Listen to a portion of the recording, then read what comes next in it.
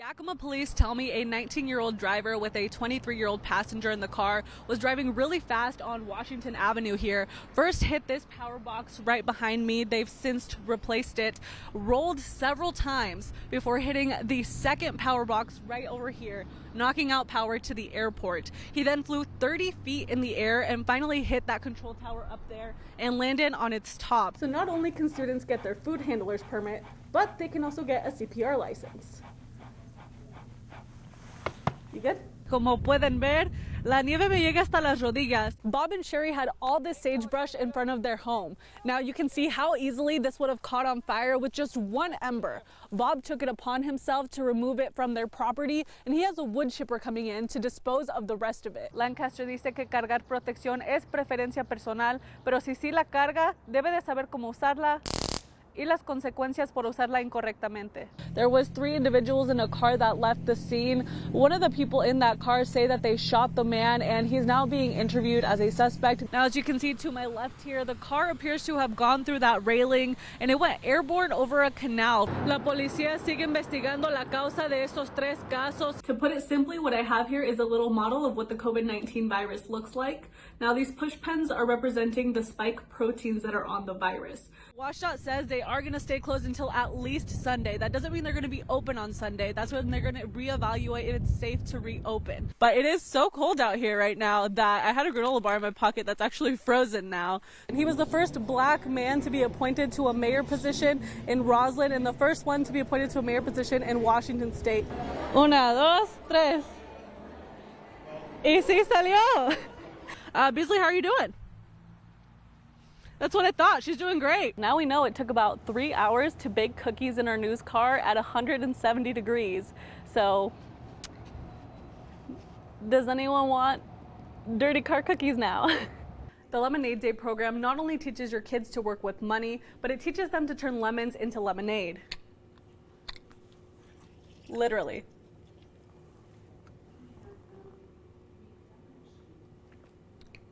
That's good. Now, Jessica, a lot of us may be wondering, how exactly are sexual assault investigations handled by law enforcement?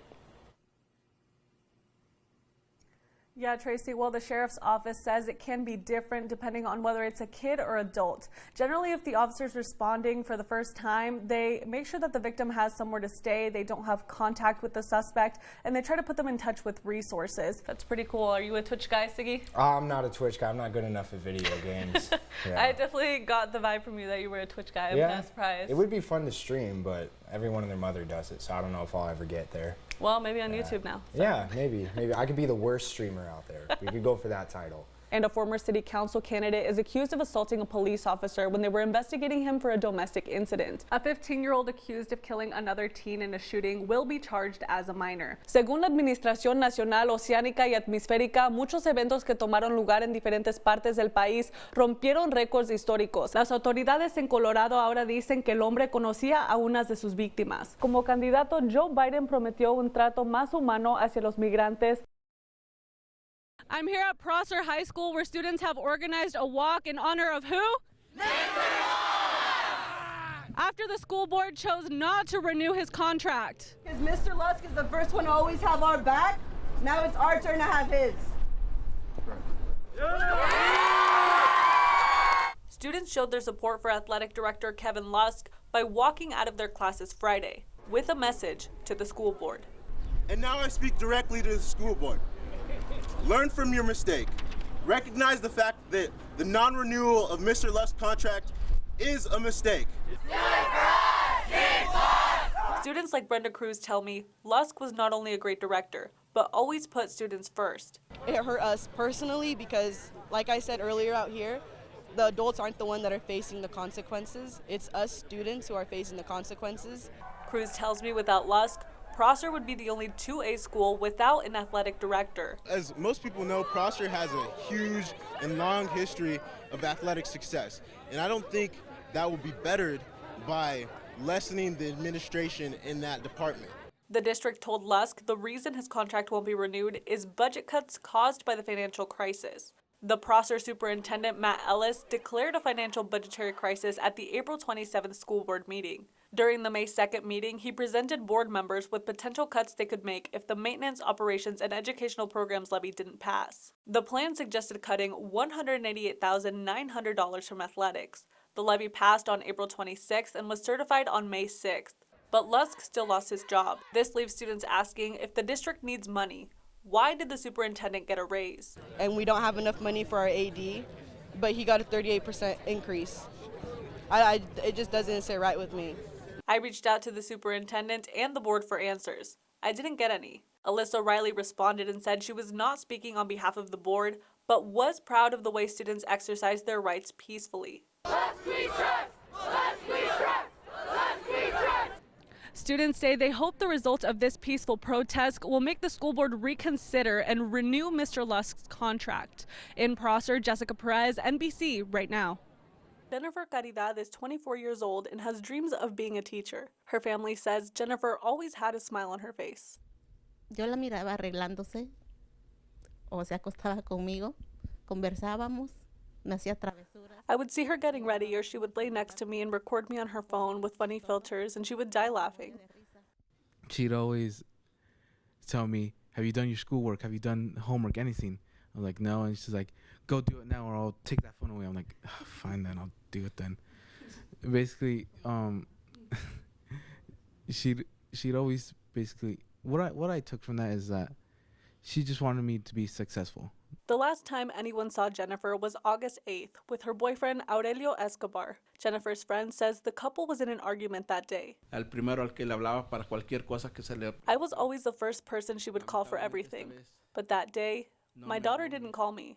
On August 9th, Yakima police were called to a shooting and robbery at Berland Lake and found Jennifer's truck abandoned. They also found blood on a tarp, clothes, shoes, and her purse. From August 9th to August 17th, several agencies searched in and near the lake, but they came up empty. 4 months later, and still nothing.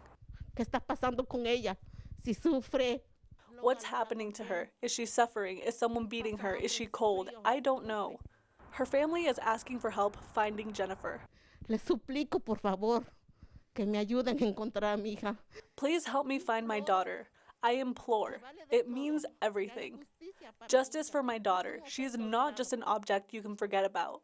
The family says they haven't gotten any update on Jenny's case, other than investigators saying they will test the blood to see if the DNA matches Jennifer. But because of a backlog in the state crime lab, that could still take months.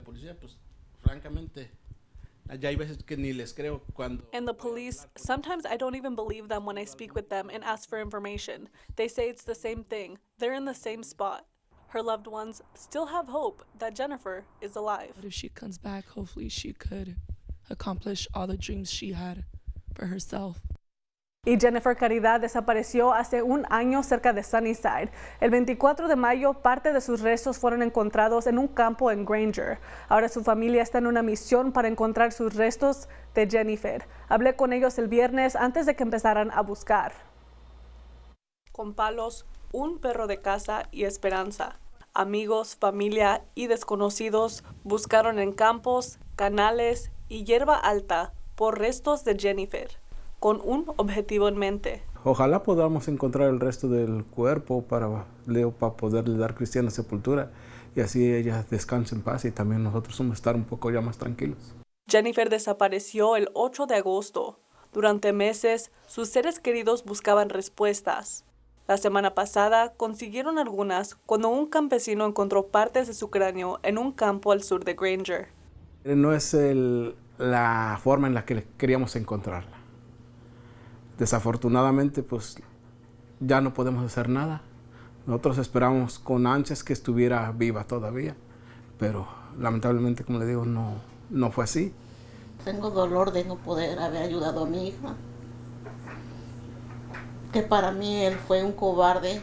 La mamá de Jennifer se refiere al novio de Jennifer, con quien fue visto por última vez. El forense médico determinó que la muerte de Jennifer es un homicidio, pero la policía sigue investigando quién la mató. Lonor me dice que no hay duda en su mente sobre quién lo hizo, pero la forma en que el cuerpo de Jennifer terminó es lo que más le duele. Dejarla tirada a su suerte. Ahora no podemos encontrar todo el resto de su cuerpecito de mi niña. Mientras no encontraron nada en su búsqueda, planean seguir buscando hasta encontrar todos los restos de Jennifer. Hasta que se haya encontrado el resto del cuerpo, que nos digan que ya no es posible encontrarlo, entonces sí se le hará su servicio. Sus padres también esperan que la policía complete la investigación y le den justicia a su hija. Agencias policiales han continuado buscando restos los últimos 2 días con drones y perros. El forense médico me dice que planean continuar la búsqueda pronto. La familia de Jennifer tiene una cuenta en la funeraria Valley Hills para los gastos del servicio de Jennifer cuando sea tiempo. Si usted quiere ayudarles con los gastos, puede llamar a 509-829-5500. Oh! Slime. All right. It really reminds me like my childhood because I would like to play with bubbles. Playing with bubbles isn't the only thing students did today. They also painted, made slime, and took a nature walk to enjoy the sound of the water and maybe even glance at a few flowers. While it may look like plain old fun, all these activities have a purpose, teaching students healthy ways to handle stress. I'm almost graduating, and the stress that I have right now is really big, and having like one day of the year to find a way of relaxing and just like doing something different is really cool. Here, students will learn to handle their mental health before it becomes a problem. 60 students from Sunnyside, Granger, Mount Adams, Yakima, Cle Elum, West Valley all took the day to focus on their mental health. While painting, students could meditate. While playing with bubbles, they learned to focus on their breathing. With slime and frisbee, how to reduce anxiety. And the nature walk helped them get in touch with their emotions and take pictures of things that make them happy.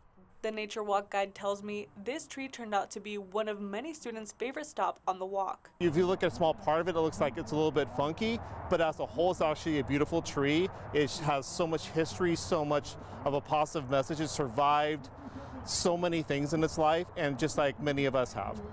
Students chose what activities they wanted to see at the event beforehand. I definitely see faces smiling, and then I see the youth saying that they are enjoying every single station. So I'm really excited to see kind of like the outcome at the end. Maceda says it's important for people to recognize that students have gone through a lot during the pandemic and that it's okay to not be okay.